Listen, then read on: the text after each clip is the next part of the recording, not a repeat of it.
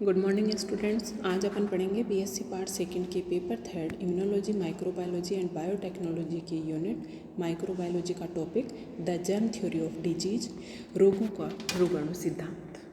सबसे पहले अपन देखते हैं the germ theory of disease का इंट्रोडक्शन, परिचय कि जर्म थ्योरी ऑफ डिजीज है क्या और किसे कहते हैं जर्म थ्योरी ऑफ डिजीज।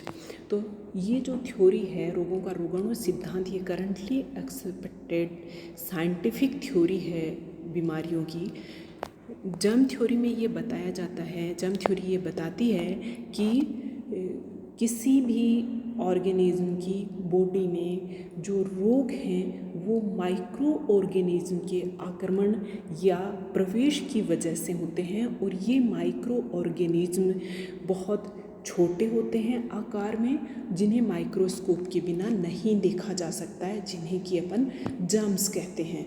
तो जर्म्स की वजह से डिजीज होती है, और किसी कारण से अपने आप डिजीज़ नहीं होती है। डिजीज़ का जो कारक होते हैं उन्हें पैथोजन कहते हैं, और वो जर्म्स होते हैं। जर्म्स के बिना जो माइक्रो ऑर्गेनिज्म बीमारियां फैलाते हैं, बीमारियां करते हैं, उन्हें जर्म्स कहते हैं, और वो साइज़ में बहुत छोटे होते हैं, उन्हें माइक्रोस्कोप के बिना नहीं देखा जा सकता।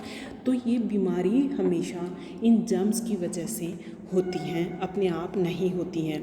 जब तक जर्म थ्योरी नहीं आई थी तब तक ये माना जाता था कि बीमारियां जो होती हैं वो या तो प्लेनेटरी अलाइनमेंट, ग्रहों के बुरे प्रभाव के कारण होती हैं, या फिर कोई बुरी आत्माओं की वजह से होती हैं, या फिर ख़राब एनवायरनमेंट के कारण बीमारियां होती हैं। जैसे कि फॉर एग्जांपल अगर अपन देखें तो एंशिएंट ग्रीस में ये जो अवधारणा है ये प्रचलित थी कि जो बीमारियां हैं वो इन्फेक्टेड यदि कोई भी आदमी होता है तो उससे दूसरे में नहीं फैलती, बल्कि कुछ सीड्स होते हैं, कुछ बीज होते हैं जो कि एयर में और फूड प्रोडक्ट्स में पाए जाते हैं, जो बीमारियां करने का कार्य करते हैं। किसी भी इन्फेक्टेड पर्सन से दूसरे इन्फेक्टेड पर्सन को बीमारी नहीं होती है।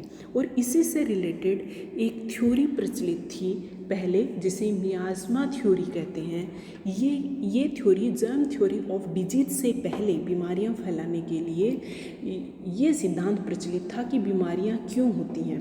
इस थ्योरी में ये 19th सेंचुरी में प्रचलित थी, और मियास्मा थ्योरी का मीनिंग होता है पोल्यूशन और बैड एयर। ये जो भी कोई बीमारी होती है उसके लिए जिम्मेदार होते हैं पोल्यूशन और बैड एयर, क्योंकि वही बीमारियों के कारक होते हैं। माइक्रो ऑर्गेनिज्म या जर्म्स के बारे में तब कुछ नहीं पता था कि जो कोजिंग एजेंट हैं बीमारियां करने वाले वो हैं पोल्यूशन या फिर बैड एयर, जो कि मियास्मा थ्योरी का मतलब है। और धीरे धीरे एक्सपेरिमेंटल वर्क बढ़ा और नई नई थ्योरीज, नई नई अवधारणाएं आई, और फिर अल्टीमेटली डिजीज़ रोग क्यों होते हैं, कैसे होते हैं, उनके लिए जर्म थ्योरी का विकास हुआ। अब अपन देखते हैं the establishment of germ theory of disease, कि जर्म थ्योरी ऑफ डिजीज़ का इस्टेब्लिशमेंट कैसे हुआ, डेवलपमेंट कैसे हुआ, कैसे ये थ्योरी अपने प्रचलन में आई, और कैसे इस चीज़ को प्रूव कर पाई कि जो बीमारियां हैं वो जर्म्स की वजह से होती हैं। तो सबसे पहले तो लगभग 98 to 55 BC में रोमन फिलोसोफर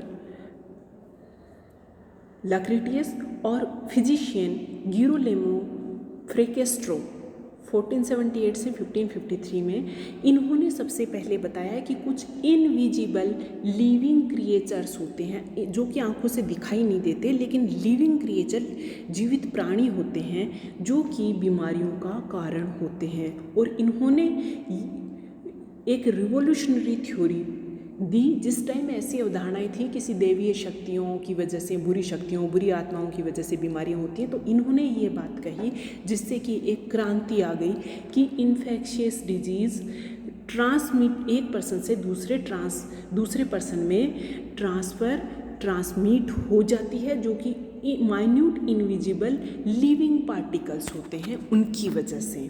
फिर इस तरफ सबका ध्यान गया और आगे इन्फेक्शंस के लिए पर्सन टू पर्सन जो फैलाने वाले जो कारक थे उनको अलग अलग नाम दिया गया, जैसे कि पहले सीड्स बोला जाता था, सेमिनेरिया इनको बोल दिया गया। धीरे धीरे ये एक दूसरे से रिप्लेस होते गए वर्ड, अल्टीमेटली वो जर्म्स आया। तो ये बात अपन कर रहे थे कि सबसे पहले ये बात बताई थी गिरोलेमो फ्रेकेस्टोरो जो फिजिशियन थे और रोमन फिलोसोफर ल्यूक्रेटियस ने। इसके बाद 1840 में जर्मन पैथोलॉजिस्ट फ्रेडरिक हेनले ने एक प्रपोजल दिया, ये प्रपोज की कि माइक्रो ऑर्गेनिज्म रेस्पॉन्सिबल होते हैं, कारक होते हैं ह्यूमन डिजीज़ करने के, और ये जर्म थ्योरी ऑफ डिजीज़ के बारे में ही बताया जा रहा था। बस perfectly germ theory of disease, world germ theory नहीं आया था। ये बताया गया था माइक्रो ऑर्गेनिज्म होते हैं। इससे पहले साइंटिस्ट ने जो बताया था, जो फ्रेकेस्टोरो ने बताया कि कुछ लिविंग क्रिएचर होते हैं, छोटे क्रिएचर होते हैं, उनकी वजह से होती है। फिर फ्रेडरिक हेनले ने बताया कि माइक्रो ऑर्गेनिज्म्स होते हैं जिनकी वजह से बीमारियां होती हैं। उसके बाद Robert Koch and Louis Pasteur ने ये चीज़ कंफर्म की। 1870 में रॉबर्ट कोच, 1880 में लुईस पॉस्चर ने अपने एक्सपेरिमेंट्स के आधार पर इस बात को प्रूव कर दिया कि माइक्रो ऑर्गेनिज्म ही रेस्पॉन्सिबल होते हैं। और इन्होंने कुछ अलग अलग बीमारियों के कारक ढूंढे जो microorganism anthrax, rabies, plague, cholera और ट्यूबरकुलोसिस करते थे। इनके जिन माइक्रो ऑर्गेनिज्म की वजह से ये होते थे, इनको एक्सपेरिमेंटली प्रूव किया और इनको देखा और बताया कि इन माइक्रो ऑर्गेनिज्म की वजह से बीमारियां होती हैं। इसी तरह से सभी बीमारियां माइक्रो ऑर्गेनिज्म की वजह से होती हैं, अपने आप नहीं होती हैं, कोई बुरी आत्माओं का असर नहीं होता है। और धीरे धीरे जो अर्ली 19th सेंचुरी थी उसमें बहुत सारी चीज़ें माइक्रो ऑर्गेनिज्म से बीमारियां होती हैं, इसके सपोर्ट में अलग अलग साइंटिस्ट आ गए और इस बात को प्रूव करने लगे। और इसी को प्रूव करने की कड़ी में ऑगस्टिनो बासी नाम के साइंटिस्ट जो 1773 से 1856 तक थे, इन्होंने ये बताया कि इन्होंने 1835 में ये बताया कि जो सिल्कवर्म डिजीज़ होती है वो एक फंगल इन्फेक्शन है। इस चीज़ को इन्होंने प्रूव किया कि ये फंगल इन्फेक्शन होता है। और माइक्रोबायल बहुत सारी बीमारियां हैं जो कि माइक्रोबायल इन्फेक्शन की वजह से होती हैं, माइक्रोब्स की वजह से होती हैं।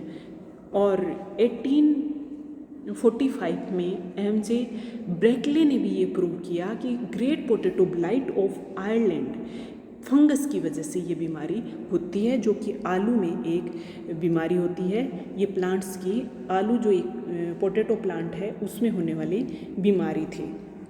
और बासी ने जो काम किया उसकी वजह से लुईस पॉस्चर बहुत ज़्यादा प्रभावित हुए और उन्होंने अपने इसको प्रूव करने के लिए आगे बहुत सारे एक्सपेरिमेंट्स किए। और इस वजह से अब जर्म थ्योरी ऑफ डिजीज़ वैसी की वैसी जैसी दी गई थी वो अब प्रचलन में है। और ये माना जाता है कि कोई भी बीमारी होती है वो जर्म्स की वजह से होती है, और रियल में हर बीमारी के जो कोजिंग फैक्टर होते हैं वो माइक्रोब्स होते हैं, जर्म्स होते हैं। और ये थ्योरी प्रचलन में आ गई जो कि एकदम सही है, एक्सपेरिमेंटली प्रूव है। और इसको जर्म थ्योरी ऑफ डिजीज़ का श्रेय जाता है लुईस पॉस्चर को मेनली, जिन्होंने एक्सपेरिमेंट्स करके रॉबर्ट कोच के साथ मिल करके बहुत सारे एक्सपेरिमेंट्स किए और इन्होंने इंडिपेंडेंटली एक्सपेरिमेंटली इस बात को प्रूव किया, जर्म थ्योरी ऑफ डिजीज़। इसी तरह इन्होंने जर्म थ्योरी ऑफ फर्मेंटेशन दी थी और फिर इन्होंने the germ theory of disease दी। अब अपन जर्म थ्योरी ऑफ डिजीज़ के एप्लीकेशन या इम्पोर्टेंस देखते हैं कि इसकी इम्पोर्टेंस क्या है। तो जर्म थ्योरी ऑफ डिजीज़ को अप्लाई करते हैं अपन इन्फेक्शन कंट्रोल में, हॉस्पिटल्स में इन्फेक्शन कंट्रोल के लिए, क्योंकि अपन को पता चल जाता है कि कौन से कारक हैं और वो किस पाथ से ह्यूमन बॉडी के अंदर एंटर करते हैं और कर सकते हैं। तो अपन इसके लिए प्रोटेक्शन काम में ले सकते हैं, फूड और वाटर का ट्रीटमेंट कर सकते हैं और कंट्रोल करने के लिए, उसका इन्फेक्शन फैलने से रोकने के लिए जो काम अपन कर सकते हैं वो सब कर सकते हैं। और इसी कड़ी में वेरियस वैक्सीनेशन और disease prevention program germ theory of disease की वजह से ही करना पॉसिबल हो पाता है, क्योंकि तभी अपन को पता चलता है कोजिंग फैक्टर क्या है और उनका पाथ क्या है इन्फेक्शन का। और अपन बहुत सारी रिसर्च भी जो जर्म थ्योरी ऑफ डिजीज़ की वजह से आज भी चल रही हैं कि नई कोई बीमारियां आ जाती हैं तो उस बीमारी को कम करने के लिए, उसका इफ़ेक्ट उसको होने से रोकने के लिए जो भी डिजीज होती है उसके कारक को पता लगाया जाता है, रिसर्च की जाती है। तो रिसर्च का फील्ड भी जर्म थ्योरी ऑफ डिजीज़ की वजह से खुला रहता है और खुल गया। इसके अलावा बहुत सारी practice, disinfection, sterilization, personal hygiene, proper food preparation, ये सब भी जर्म थ्योरी की वजह से पॉसिबल हुआ। और knowledge of microorganism can cause disease spawned effort to prevent the microbe from coming into contact with people, food, water and other material। तो लोगों के खुद के कॉन्टैक्ट में, फूड में, वाटर में और सभी मटेरियल्स में जो माइक्रो ऑर्गेनिज्म हैं वो एंटर ना कर जाएं और डिजीज़ ना कर पाएँ, इसको प्रिवेंट करने के लिए भी अपन बहुत सारे एफर्ट्स करते हैं, जो भी जर्म थ्योरी ऑफ डिजीज़ की वजह से ही पॉसिबल हुआ, क्योंकि अपन को पता है कि इस कारण से ये हो रहा है। और जर्म्स का पता कर लेते हैं रिसर्च करके कि कौन सा जर्म्स है और कैसे वो एंटर कर रहा है और वो किस पाथ से कर रहा है। तो जो इनएनिमेट सरफेसेज होते हैं जहाँ पे जो माइक्रोब्स हैं वो हो सकते हैं, तो उन सरफेसेज को क्लीन करने के लिए, उनका ट्रीटमेंट करने के लिए भी अपन कार्य करते हैं और इस थ्योरी की अप्लाई किया जाता है इस थ्योरी को। और मॉडर्न टेक्निक्स, जिससे कि the techniques of modern day molecular biology have an important place in germ theory detection and identification। Mainly जो माइक्रो ऑर्गेनिज्म का डिटेक्शन है, आइडेंटिफिकेशन है कि उसको डिटेक्ट करना, उसका पता लगाना और उसको पहचानना, ये सब भी उसकी वजह से जर्म थ्योरी की वजह से ही पॉसिबल हुआ है। और जो एक डिसिप्लिन है एपिडेमियोलॉजी एक ब्रांच है विज्ञान की, और ये जर्म थ्योरी से ही, जर्म थ्योरी ऑफ डिजीज़ की वजह से ही ये एक नई ब्रांच बनी, जिसमें एपिडेमियोलॉजी में करते क्या हैं कि एपिडेमियोलॉजिस्ट जो होता है, एपिडेमियोलॉजी की जो एपिडेमियोलॉजी का जो साइंटिस्ट होता है, जो एपिडेमियोलॉजी में मास्टर होता है, उसको एपिडेमियोलॉजिस्ट कहते हैं। और ये काम क्या करता है कि कोई भी बीमारी अगर होती है, स्टार्ट होती है कोई बीमारी, तो वो किस वजह से हुई है, किन किन कारणों से हुई है, इस चीज़ को डिटरमाइन करता है और उस सोर्स को डिटरमाइन करता है कि इस बीमारी का सोर्स क्या है, उसको ट्रैक करता है और फिर उस बीमारी को कॉन्टैक्ट हिस्ट्री लेकर के और उसके अलग अलग कारक देख करके, उसके सोर्स देख करके फिर उसको पूरा पाथ पता कर लेते हैं कि कहाँ से आई है और ये एक से दूसरे पर्सन में जा किस रूट से रही है, ताकि उसको रोका जा सके, किसी भी बीमारी को होने से रोका जा सके, फैलने से रोका जा सके। इस तरह से जो जर्म थ्योरी ऑफ डिजीज़ है वो बहुत इम्पोर्टेंट थ्योरी है बीमारियों के होने के कारक के बारे में पता लगाने के लिए। आज का टॉपिक अपना यहीं ख़त्म होता है। Thank you.